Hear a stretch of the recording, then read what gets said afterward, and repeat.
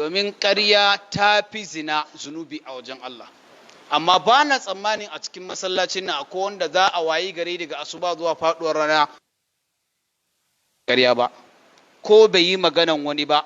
Algibatu ashaddu min az-zina, haka manzon Allah sallallahu alaihi wasallam yace.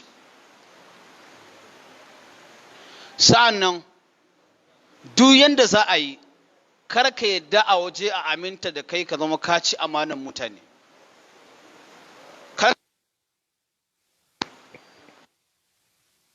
Yasa da mu a hadisa na muke cewa alaman nan mutum za a fara gane cewa cutar munafurci ta fara kama shi, amma bai gama zamowa munafiki original tukunna, shine idan hadasa kazaba, idan zai yi magana ƙarya zai yi, wa idza wa'ada akhlafa, in aka yi alƙawari da shi zai saba, wa idza tu'mina khan, in an aminta zai ha'inci. Mu kiyaye wannan matuƙa akan abin da ya shafi rayuwar mu ƴan uwa. Wallahi waɗannan abubuwan da na giya mana masu tsada ne, su ne za ka je ka kiyama ka ga duk aikin da ka yi gashi nan an kawo shi ya isa ka shiga aljanna biyar ko goma a familinku da tsantsan abu guda ɗaya ya ɓata shi shine riya, yin abu ba don Allah ba. Allah ya ce wa qadimna ila ma amilu min amalin faja'alnahu haba'an mansura.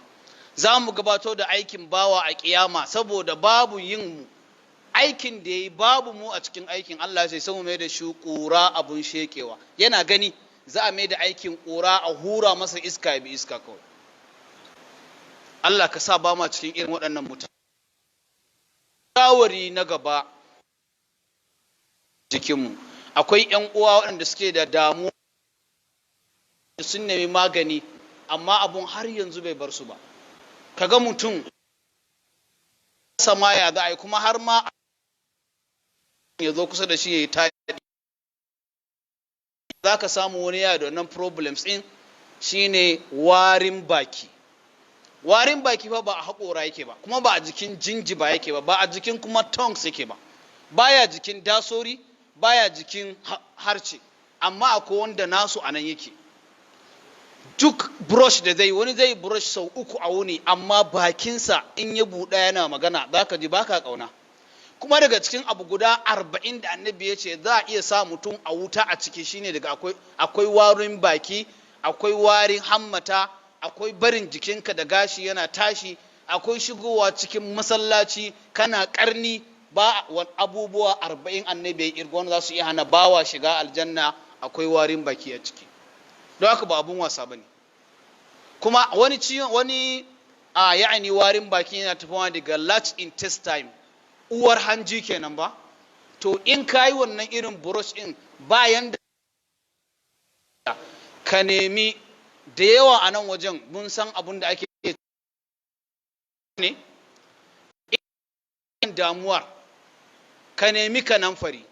Na biyu, ka tara maza 10 da ƙyar ka cire mutum ɗaya wanda ba shi da quick edition, shine sauri releasing, minti ta cutuka da yawa ba mu da lokaci balle mu irgo su. Kuma wannan ɗabi'ar matar tana jin haushin shi, tana jin haushin ka, ba za ta yi ta faɗa ba ne. Kuma annabi sallallahu alaihi wasallam san da ya karantar da mu da yawa akan irin wannan hanyoyi saboda ya san illan. To wannan kanamfari da muka sani za mu mai roshi ta hanyoyi da yawa, shi ma ba lokaci bai wuce mu bayani 2 zuwa 3 akan shi ba. Duk wanda ya sana da wannan irin problems na ciwon baki ko kuma bakinsa na wari, ya samu kanamfari, ya tafasa shi, ya juye ruwansa da 'ya'yan a cikin goran faro. Da safe kana shan marfi 2 ka haɗe, ka saka marfi 1 a bakinka ka kuskure su, kana wasa da shi a bakinka kamar da ake wasa da ruwa, an fahimci irin bakinka ka tofar. Na baka nan da kwana 5 zuwa sati, da izinin Allah duk irin warin bakin da yake fama da shi zaka rabu da shi akan abin da ya shafi kanamfari.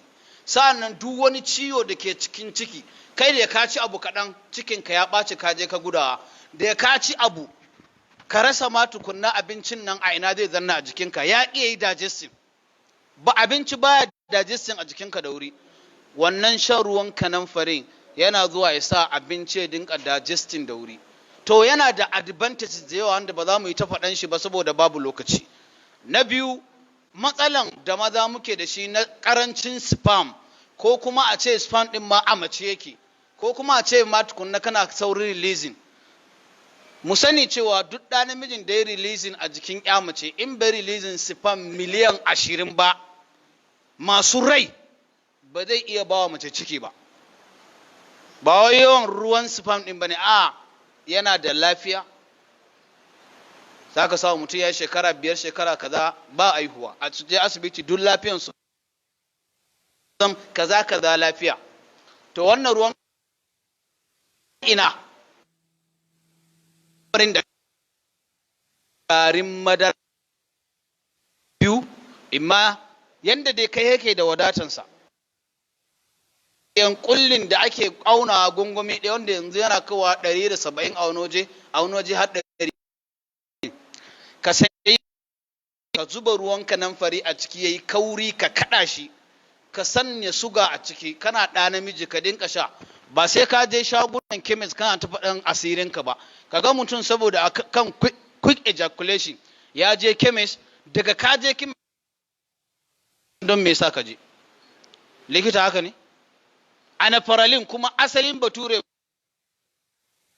asalinsa maganin kutare ne. Yes, anaparalin asalinsa an yi shi don maganin kutare ne. Ko mutumin da yake da wani miki ruwa na zuba a jikinsa saboda yana janye ruwan ne. Muna ganewa?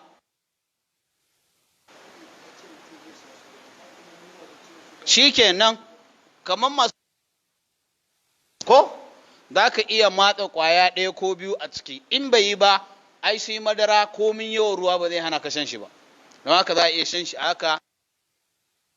Wanda su ma masu ciwon shuga, daga cikin sha'an da ke so na bayar a yanzu akwai nasu, wanda warkewa mutum yake yi, babu wani ma waye lafa irin magungunan mu na asibiti. Kullum kana kan hanya, bifin yayi low, bifin yayi high, ana duk bayan kwana 3 ana ba ka je ka yi ta gwajin bifi. Shi ma za mu faɗi bayanin sa a halin yanzu insha Allah, da kuma masu hawan jini. To lallai mu kiyaye wannan akan abin da ya shafi duk namijin da ya kema sai ci a bashi bega, har sai ya tambaya how many milligram ne, 120 ne. To yana da side effect da ya kasha ma yana haifar da ciwon kai. Na biyu, yana rabuwa biyu, kai ma daga nan kaga akwai illa. Sannan yana saka pile hemorrhage in yayi yawa, shine kana kashi da jini. Kai yana sa gudawa, kuma duk mutum namiji yakan je ya saye shi ne saboda ya ji shi na da ƙarfin ya zo jima'i. Ka je ka duba tafsirin Imamul Qurtubi a ƙarƙashin aya ta 200.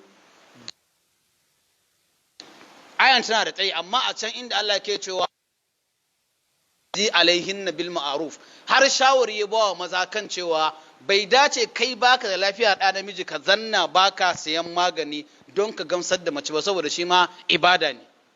Imamul Qurtubi yayi bayani cikin tafsirin shi.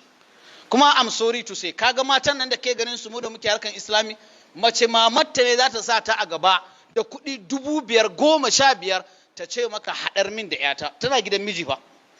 Sai ka ga shekaran ka 35, yarinya baka isa ka zare mata ido akan gado ba, baka isa ba, sai dai amma banda akan gado kan ka ce ku bi ne bashin wannan abun da nace zan yi bayani na maganin hawan jini da kuma HIV a gurgurtan da na ga yayi baya, more especially ciwon suga. Mun san wani ganye da ake ce masa ganyen ogunko, to a same shi a tafasa sai da ruwan